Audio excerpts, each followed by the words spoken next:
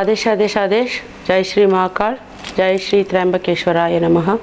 ನಾನು ಡಾಕ್ಟರ್ ಅಗರ್ಭನಾಥ್ ಅಘೋರ್ ಭೈರವಿ. 15ನೇ ತಾರೀಕು ಫೆಬ್ರವರಿ 2026 ಬರ್ತಾ ಇರತಕ್ಕಂಥ ಮಹಾಶಿವರಾತ್ರಿಯ ಪ್ರಯುಕ್ತ ಕನಕಪುರ ಮುಖ್ಯ ರಸ್ತೆಯಲ್ಲಿ ಬರ್ತಕ್ಕಂಥ ಆರೋಹಳ್ಳಿ ಎಡತೊರ ದೊಡ್ಡಿಯಲ್ಲಿ ಶ್ರೀ ಪಾರ್ವತಿ ಸ್ವಯಂವರ ತ್ರಯಂಬಕೇಶ್ವರ ದೇವಾಲಯ ಅಂತ ಒಂದು ಜ್ಯೋತಿರ್ಲಿಂಗ ಪ್ರತಿಷ್ಠಾಪನೆಯನ್ನು ಮಾಡಿದ್ದೀವಿ.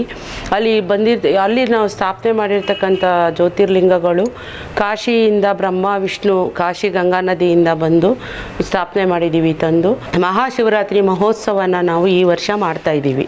ಸೊ ಈ ಮಹಾಶಿವರಾತ್ರಿ ಮಹೋತ್ಸವ ಇದು 5ನೇ ವರ್ಷದ ವಾರ್ಷಿಕೋತ್ಸವ.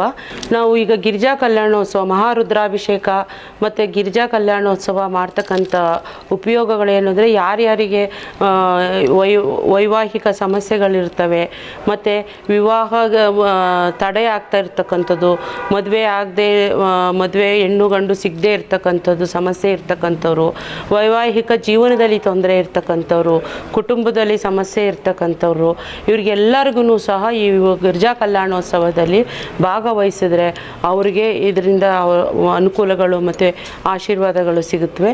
ಅದೇ ರೀತಿ ವಿಶೇಷವಾಗಿ ಅಘೋರಿಗಳ ಅಮೃತ ಹಸ್ತದಿಂದ ನಾವು ಮಹಾಮೃತ್ಯುಂಜಯ ಹೋಮನ ಮಾಡ್ತಾ ಇದ್ದೀವಿ. ಈ ಮಹಾಮೃತ್ಯುಂಜಯ ಹೋಮ ಮಾಡ್ತಾ ಇರೋದ್ರಿಂದ ಆರೋಗ್ಯ ಸಮಸ್ಯೆ ಇರ್ತಕ್ಕಂಥವ್ರಿಗೆ ಮತ್ತು ಯಾರದ್ದಾದ್ರೂ ಒಂದು ಮನೆಯಲ್ಲಿ ತೊಂದರೆ ಇರ್ತಕ್ಕಂಥವ್ರಿಗೆ ಇವರೆಲ್ಲರೂ ಸಹ ಈ ಮಹಾಮೃತ್ಯುಂಜಯ ಹೋಮ ಕಾರ್ಯಕ್ರಮಕ್ಕೆ ಭಾಗವಹಿಸಿದ್ರೆ ಅವರಿಗೆ ತುಂಬ ಉಪಯೋಗಗಳು ಸಿಗುತ್ತವೆ.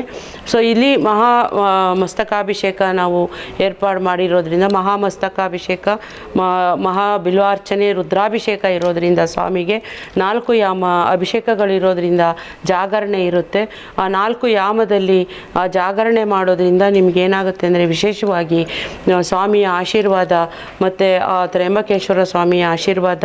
ಅದೇ ರೀತಿ ನಾವು ಅವತ್ತಿನ ದಿನ ಶಿವರಾತ್ರಿಯ ದಿನ ನಾವು ಒಂದು ಸ್ಮಶಾನದ ಸಮಾಧಿ ಒಂದು ಇದರಿಂದ ಸಾಧನೆಯಿಂದ ಅವತ್ತು ಆಶೀರ್ವಾದ ನೀಡೋದಕ್ಕೆ ಶಿವರಾತ್ರಿ ದಿನ ಅಲ್ಲಿ ಬರ್ತೀವಿ ಅಘೋರಿಗಳೆಲ್ಲರೂ. ಸೊ ಎಲ್ಲರೂ ಅಘೋರಿಗಳು ಅಲ್ಲಿ ನೆಲೆಸೋದ್ರಿಂದ ಅಘೋರಿಗಳ ಒಂದು ಆಶೀರ್ವಾದ ಮತ್ತು ಅಲ್ಲಿ ಒಂದು ಪಾಸಿಟಿವ್ ಎನರ್ಜಿ ವೈಬ್ಸ್ ಏನಿರುತ್ತೆ, ಸಕಾರಾತ್ಮಕ ಶಕ್ತಿನ ನಿಮಗೆ ಸಿಗುತ್ತೆ.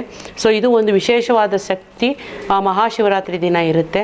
ಸೊ ಎಲ್ಲರೂ ಸಹ ಈ ಶಿವರಾತ್ರಿಗೆ ಸೇವೆ ಕೊಡ್ತಕ್ಕಂಥವ್ರು ಸೇವೆಗೆ ಒಂದು ಭಾಗವಹಿಸಿ ಅದನ್ನು ನೀವು ಸೇವೆ ಬರೆಸಿ ಅಲ್ಲಿ ಬಂದು ಎಲ್ಲರೂ ಭಾಗವಹಿಸಿ ಆಶೀರ್ವಾದ ತಗೊಂಡು ಆ ಶಿವನ ಕೃಪೆಗೆ ಪಾತ್ರರಾಗಿ.